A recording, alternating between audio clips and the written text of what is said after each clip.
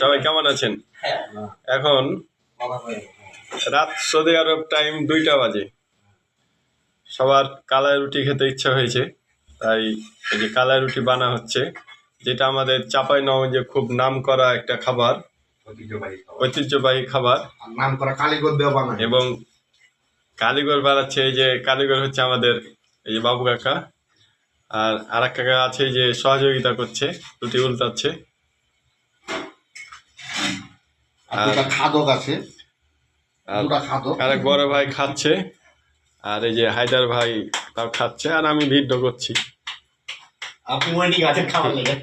আমি ওয়েটিং এ আছি আর কি খাওয়ার জন্য। আসলে বিদেশে এটা একটা মজা, সবাই মিলে একসাথে কিছু করা মানে অনেক মজা, এনজয় করা।